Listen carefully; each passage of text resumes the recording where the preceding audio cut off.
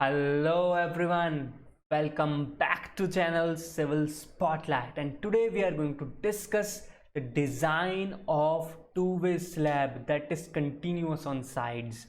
This is lecture 4 part 3D. So before beginning, this is all about me, myself Piyush Sharma, and I'm here to guide you for the competitive exam. So let's begin the numerical in our lecture. तो हमारा question है design a two way slab of size 4.2 metre by 5.5 metre clear span, यानी कि inner dimension उन्होंने mention कर दिए हैं। Subjected to a live load of 10 kilo newton per metre square, काफ़ी हाई है। Use slab continuous over two adjacent edges. Okay, इन्होंने condition भी दे दी। क्या है कि it is continuous over two adjacent edges, the other two edges are discontinuous. हाँ, ऑब्वियस है, ठीक है। द एजेस या the corners are in held down position. Use M20 Fe415। तो width of support is 250 mm। देखो सब कुछ दे रखा है, क्लियरली बोल दिया गया है टू वे स्लैब डिज़ाइन करनी है। बट फिर भी अगर आप चाहो तो रेशियो तो ले ही सकते हो LX0 bye LY0 over LX0 का। सबसे पहले अब काम करते हैं कि इफ़ेक्टिव डेप्थ की ओर देखते हैं। इफ़ेक्टिव डेप्थ निकालने के लिए हम सबसे पहले इस कंडीशन को चेक करेंगे कि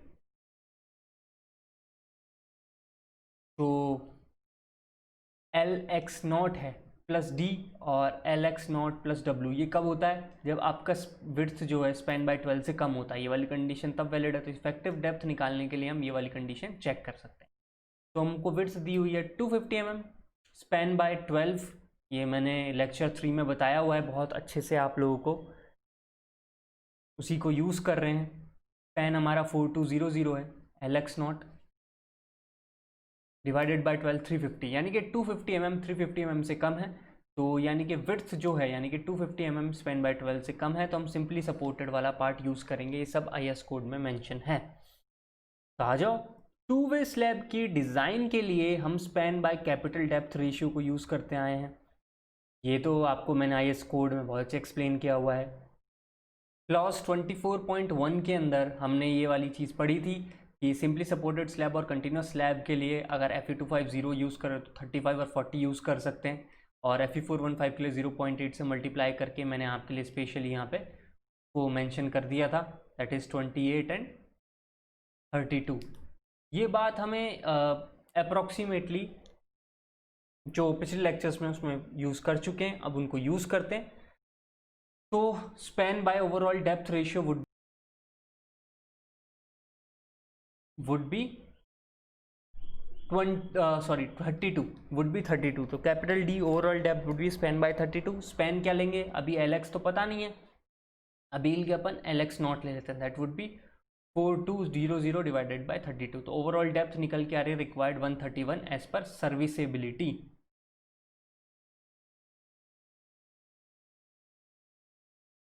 सो इट वुड बी 131 रिक्वायर्ड है, 140 दे देते हैं। तो ओवरऑल डेप्थ इज 140। ये बड़ा इंटरेस्टिंग पॉइंट है।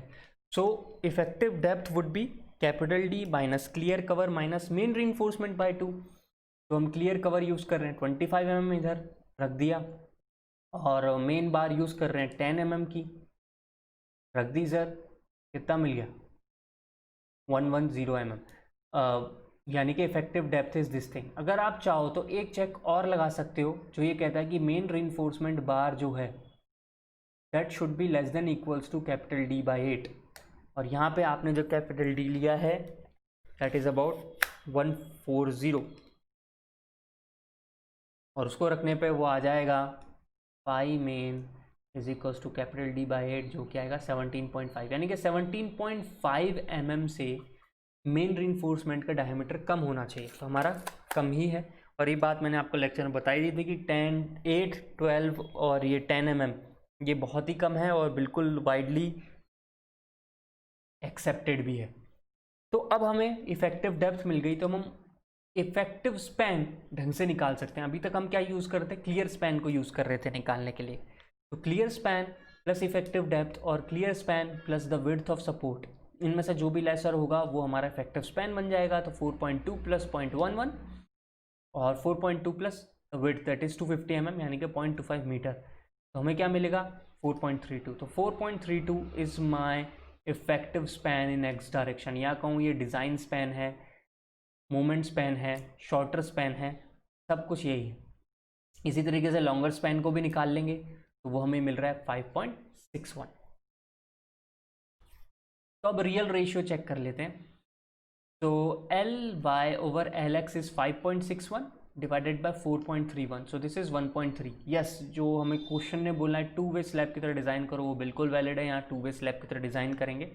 और अगर हम ध्यान से देखें Ly0 और Lx0 उनका भी रेशियो लोगे ना, तो 1.309 है, दैट इज अप्रॉक्सीमेटली 1.30। मैं आपसे कहता हूँ यार ये दोनों इतने पास में, वो वाली वैल्यू ले लो जिसमें आपको मतलब इंटरपोलेशन वगैरह उन सब की दिक्कत कम से कम हो। तो 1.3 is best option in year, so I will be taking 1.3।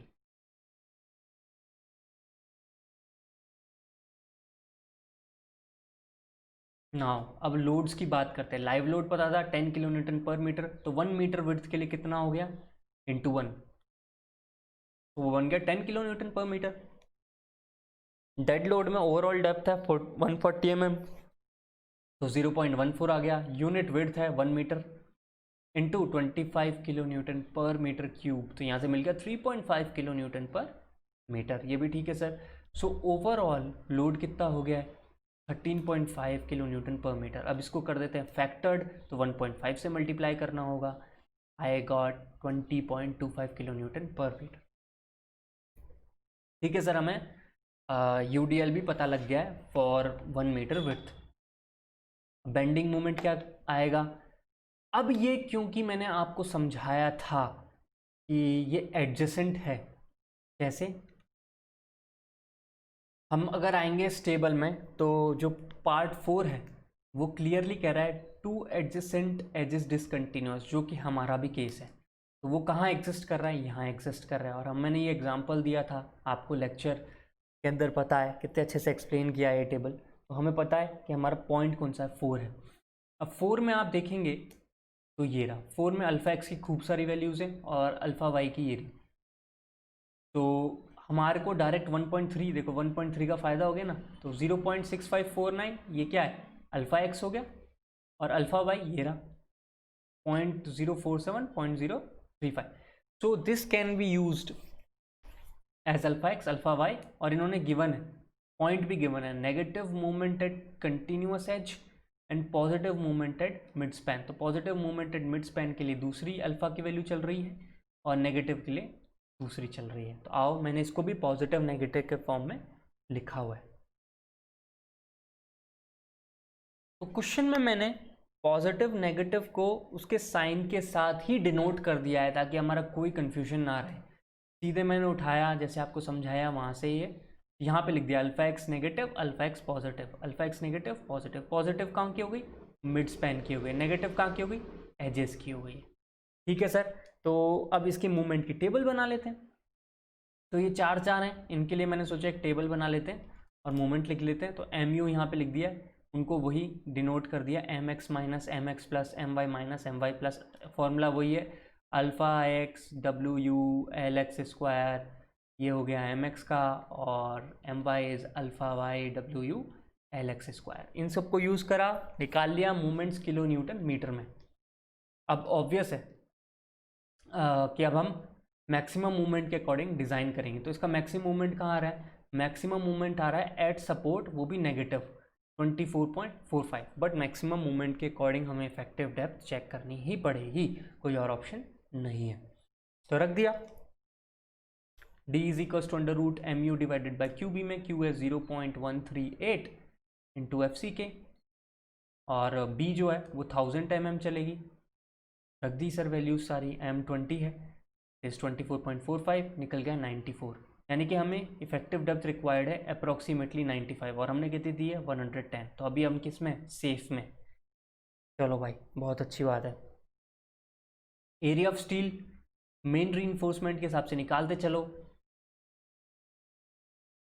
तो मैंने यहाँ सबके लिए निकाल दिए। जैसे यहाँ मोमेंट है, अगर तुम्हें एक्स पॉजिटिव लेना है तो एक्स पॉजिटिव रख देना, अगर तुम्हें एरिया ऑफ स्टील निकालना है एक्स नेगेटिव की तो एम यू एक्स नेगेटिव रख देना, एम वाई पॉजिटिव, और उसी तरीके से एम वाई नेगेटिव भी यहाँ पे चला जाएगा। तो ऐसा करने पे मैंने सबकी सब देखो एरिया ऑफ स्टील्स निकाल दिए हैं यहाँ पे फॉर्मूले के अंदर वैल्यू रख के, and I got these values. Perfect sir, मतलब अभी तक हमने जो डिज़ाइन अभी तक हम पढ़ते आए हैं उसी को कंटिन्यू कर रहा हूँ, बस एक बेटर रिप्रेजेंटेशन फॉर्म में लिखते जा रहा हूँ कि एक ही जगह सब कुछ आ जाए। अब एज स्ट्रिप की बात करते हैं। एज स्ट्रिप कितनी होनी चाहिए? मिनिमम होनी चाहिए 0.12%, क्योंकि हम Fe415 यूज़ कर रहे हैं, तो 0.12 ऑफ BD कर दिया। कैपिटल D 140 है तो 168 mm। अब बात करते हैं इन सबकी स्पेसिंग की। अब एक एक करके मूवमेंट रखते जाएंगे और उनकी स्पेसिंग निकालते जाएंगे।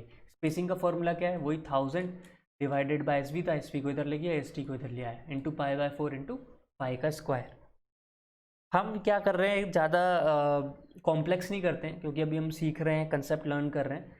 तो अभी मैं सभी के लिए 10 mm यूज़ कर रहा हूँ, तो सीधे फॉर्मूले में रखूँगा यहाँ 10 mm और सबकी स्पेसिंग निकाल दूंगा फॉर मेन रीइंफोर्समेंट। यहाँ लिख दिया मैंने मूवमेंट, उन सबकी मूवमेंट्स की वैल्यू यहाँ आ गई हैं। एरिया ऑफ स्टील रिक्वायर्ड कहाँ से आया? Area of steel required just ऊपर जितने भी आए थे ये सारे के सारे एक टेबल में मैंने यहाँ लिख दिए हैं।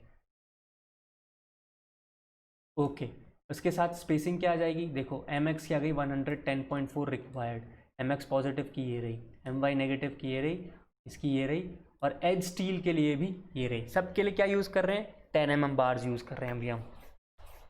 ठीक है सर, स्पेसिंग आ गई इतनी, तो इतनी रिक्वायर्ड है। अब मैं प्रोवाइड कितनी करूँगा? 110.4 को 110 दे देता हूँ, 152.7 को 150, 159 वाले को 160 कह सकता हूँ अप्रॉक्सीमेटली, बात बराबर ही है। 220 को 220 और 467 को 400 कह देता हूँ। तो ऐसा करने पे ये स्पेसिंग प्रोवाइड हो गई। तो मेरे को पता करना पड़ेगा इस स्पेसिंग के अकॉर्डिंग AST स्टील कितनी प्रोवाइड हुई थी। वापस से फॉर्मूला क्या कर देंगे? 1000 divided by SV into π/4 into 10 का स्क्वायर। और ये जो SV है इसमें एक बार 110, एक 150, 160 और 220 रख के देखेंगे। तो जो हमारा AST प्रोवाइडेड आया है वो आया 714। रिक्वायर्ड था 711, हमने प्रोवाइड कर दिया 714।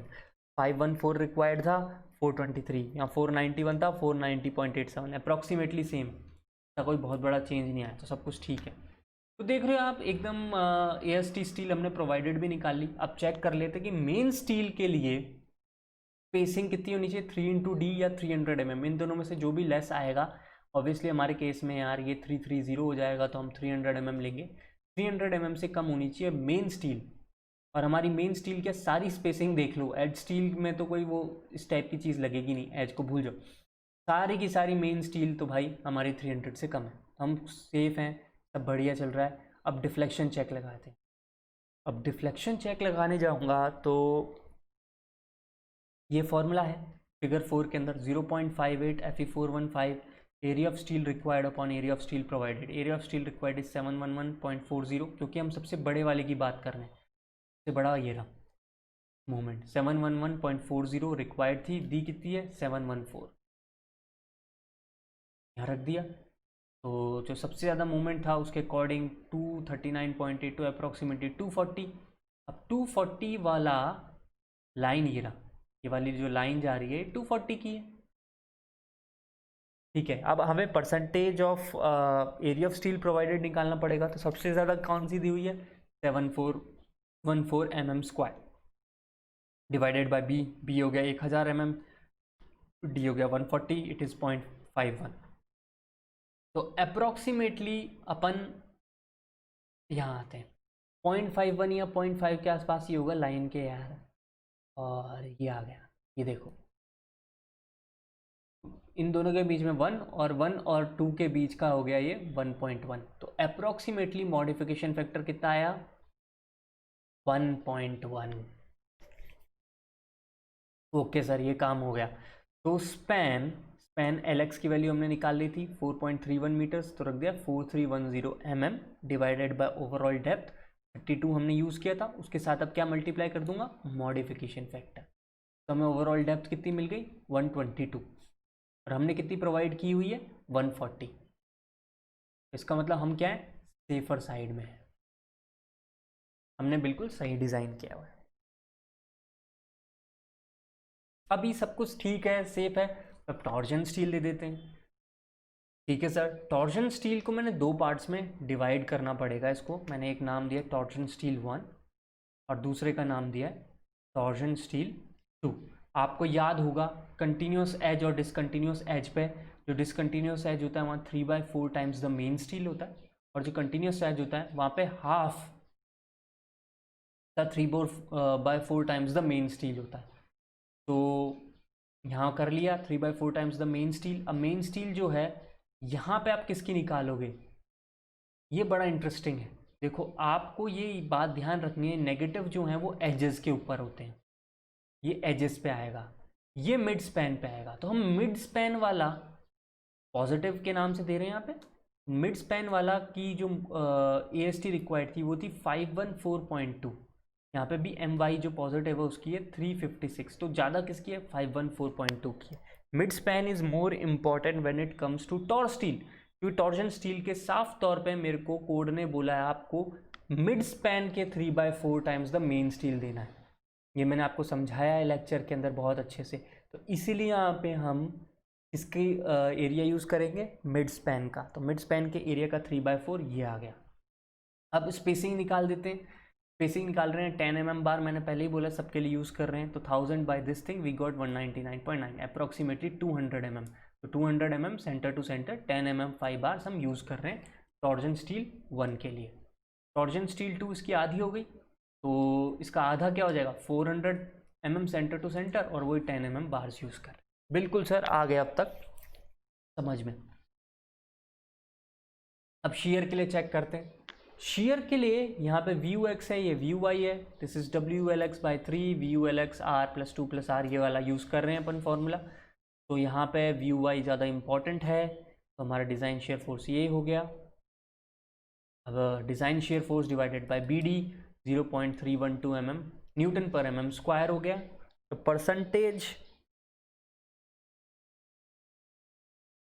फॉर मेन स्पैन स्टील, हम स्पैन मतलब मिड स्पैन की बात कर रहे हैं यहाँ पे। तो वहाँ पे हमने कितनी स्पेसिंग रखी थी दिखा देता हूँ पहले टेबल में जाके। तो याद करो स्पैन के अंदर हमारा है 150 mm का। ठीक है सर, तो फॉर्मूले के अंदर अब उस हिसाब से ही रखते हैं। तो हमारा परसेंटेज ऑफ स्टील जो कि मेन स्पैन स्टील है that would be 1000 divided by 150 पाई/4 इंटू 100 का स्क्वायर, नो सॉरी 10 का स्क्वायर, आई एम सॉरी 100 कह रहा हूँ। दिस इज पाई/4 10 का स्क्वायर डिवाइडेड बाय 1000 110 हमारा स्मॉल d है। वही कर रहा हूँ area of main steel eight mid span divided by b हमारा 1000 mm के लिए कर रहे हैं और d इंटू 100, तो 0.48 निकल के आया है। सो 0.48% आया। अब हम टेबल नंबर 19 उठाएंगे, वहाँ पे 0.48 और M20 के अकॉर्डिंग जो भी वैल्यूज़ हैं तो वैल्यूज़ हमें इंटरपोलेट करनी पड़ेगी। सो जो सीमेंट के लिए शेयर स्ट्रेस निकल के आ रहा है 0.46 और जो हमारा नॉमिनल है दैट इज़ अबाउट 0.312, तो 0.46 से छोटा हुआ, इसका मतलब हमारा कैसा है सेफ है। अभी तक डिज़ाइन जो चल रहा है वो सब कुछ सही चल रहा है, सेफ चल रहा है। अब हम बॉन्ड के लिए चेक करते हैं। हमारा कोड क्या कहता है, हम एटलीस्ट 50% ऑफ बार्स को कर्टेल कर सकते हैं। जो मेन बार्स हैं हमारी मिड स्पैन वाली, मैं मिड स्पैन वाली बार्स की बात कर रहा हूँ, उसकी स्पैनिंग अपन ने कितनी स्पैन पे डाला हुआ था 150 mm पे, तो 2 गुना कर दूंगा 50% कर्टेलमेंट का मतलब 2 × 150। ठीक है सर, यानी कि आप एरिया जो बात करने वाले हैं वो 150 की जगह 300। तो हमारा जो शेयर है मेन जो डिज़ाइन शेयर है दैट इज़ 34.38, हमने 50% कर्टेल कर दिया, उसके लिए बॉन्ड स्ट्रेस कितना डेवलप होगा ये चेक कर रहे हैं। Design shear stress 1000 divided bye 300 कैसे 2 × 150, 50% कर्टेल कर दिया इसलिए पाई इंटू 10 mm JD होता है, J इज़ हमारा यहाँ पे चल रहा है 0.80, D is 110, so we got this thing 3.73। ठीक है, और टाउ BD परमिसिबल कितना है कोड के अकॉर्डिंग वो निकाल लिया टेबल से, टेबल 20 से 1.2 इंटू 1.6 60% इंक्रीज करूँगा तो इट इज़ 1.92। देख रहे हो आपको रिक्वायर्ड है 3.73 की और 1.92 हम दे रहे हैं, तो इसका मतलब हमारा फेल कर गया है सिस्टम। तो अब मैं अपने सिस्टम को बचाऊंगा, इसलिए मैंने ये क्वेश्चन लिया था कि एक बार आपका कोई बॉन्ड में फेल कर जाए तो कैसे उसे बचाओगे, बाकी सब चीज़ों में पास कर गया है तो आप एक काम करो, कोई भी बार को कर्टेल मत करो। तो मैंने कहा if there is no curtailment, अब कोई कर्टेलमेंट है ही नहीं, तो tau B D developed is fully embed किया गया है। मैं बार बार देखो ब्रैकेट्स में लिख रहा हूँ, तो कितना हो गया, वही design shear force 1000 divided by 150, okay pi 10 this thing, तो इट इज़ 1.86।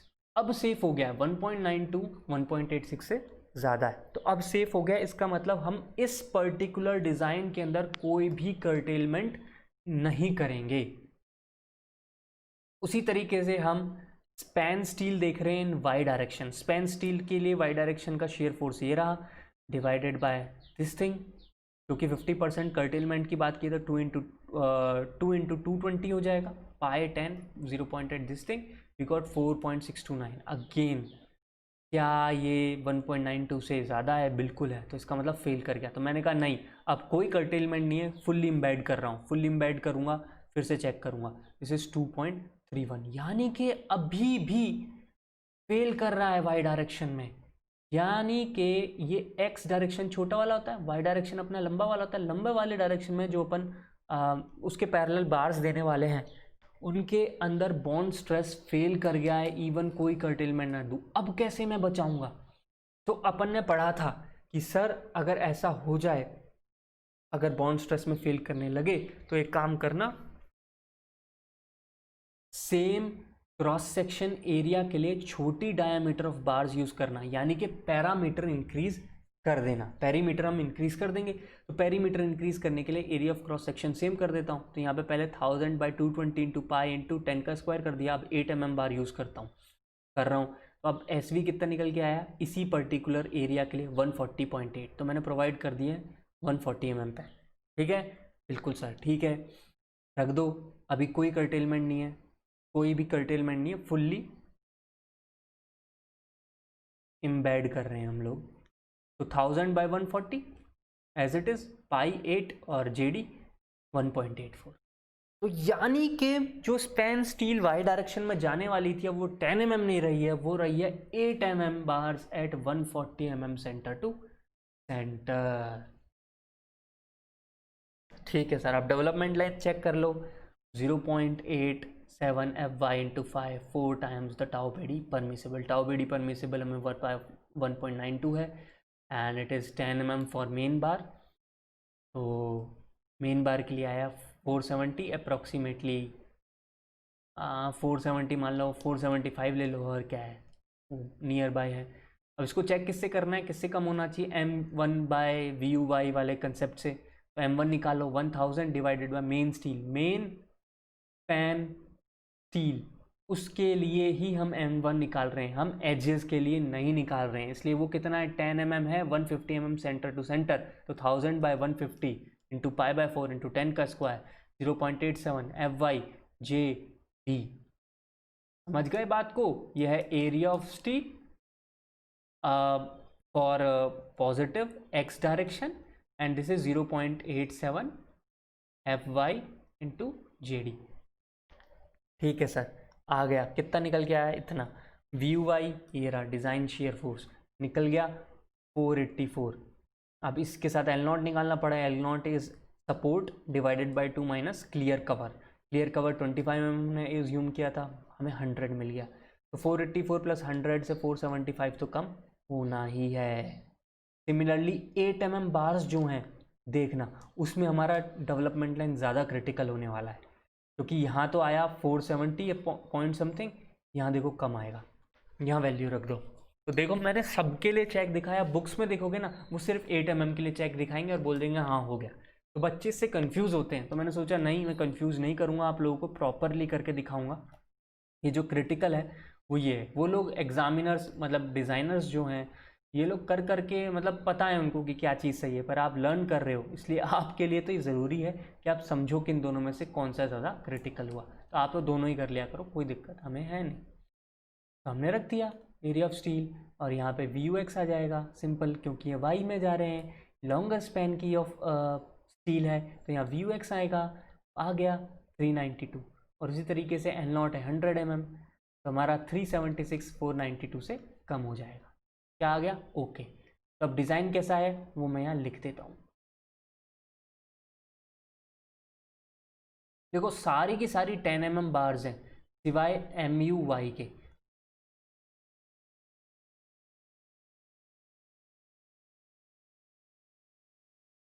सो यहाँ पे जो नेगेटिव एज है उसके अंदर हमने 110 mm वही 10 mm बार्स चल रही हैं, M U positive 10 mm 150 mm पे, M U negative 10 mm 160 mm centre to centre पे। बट जो एम यू वाई पॉजिटिव है हमने देखा बॉन्ड स्ट्रेस के फेलियर के बाद हमें 8 mm देनी पड़ी, तो 8 mm phi at 140 mm centre to centre. और एज स्टील कितनी चल रही? 10 mm 5 bars at 400 mm centre to centre.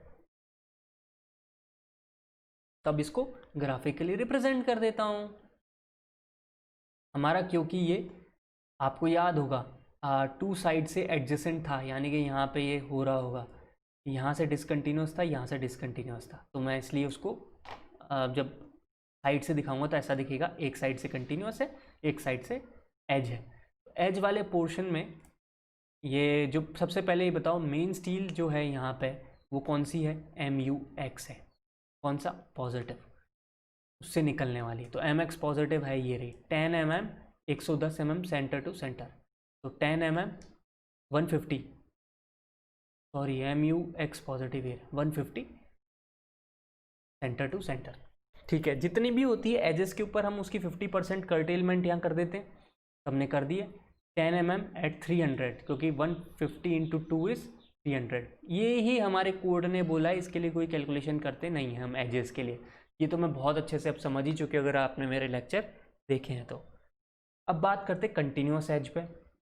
Continuous as पे हमारा एम यू एक्स नेगेटिव जाएगा, जो कि बोलेगा 110 mm है centre to centre 10 mm bars. और ये ग्रीन वाली जो है ये 8 mm है लॉन्गर स्पैन वाली, 140 mm सेंटर टू सेंटर। ठीक है सर, अब इसका थोड़ा है ना वो टॉप व्यू बना लेते हैं, प्लान जिसे कहते हैं अपन। तो ये जो खिचड़ी ना पकाऊं इसलिए मैं कम से कम रिप्रेजेंट करता हूँ, आपको पता ही है। तो ये डैश डैश वाइट लाइन जो है ये रिप्रेजेंट कर रही है 3/4 LX, और यहाँ की डैश डैश रिप्रेजेंट करती हैं 3/4 LY। इस बात को ध्यान रखना। ठीक है सर, ब्लू हमारी मेन बार रही है, तो वो मेन बार है एक्स स्पैन में मिड स्पैन पे, तो मिड स्पैन पे कितनी थी? 10 mm बार्स देनी है 150 mm सेंटर टू सेंटर, तो लिखा भी देखो मेन स्टील LX। ग्रीन वाली कौन सी है? मेन स्टील LY है वो, और वो कितनी हो गई थी बाद में? 8 mm bars at 140 mm centre to centre, main steel LY भी हो गई। पीयूष सर ठीक है। अच्छा पीयूष भाई ये जो एज स्टील थी कितनी थी? सर 10 mm थी 400 mm सेंटर टू सेंटर, तो ये एज स्टील भी आ गई, ये पिंक कलर में नोट कर दिया मैंने। ओके ये सब हो गया, एजेस हो गई। अब आप आ जाओ टॉर्जन स्टील पे। टॉर्जन स्टील पे मैंने आपको 2 टाइप की स्टील्स की बात की थी, एक 1 जिससे मैंने 1 लिख दिया यहाँ पे बड़ा बड़ा, और एक 2 वाली में आधी थी मेन स्टील का 3/4 का, ये वाला आधा रहेगा और ये वाला 3/4 रहेगा। तो मेन टॉर्जन स्टील में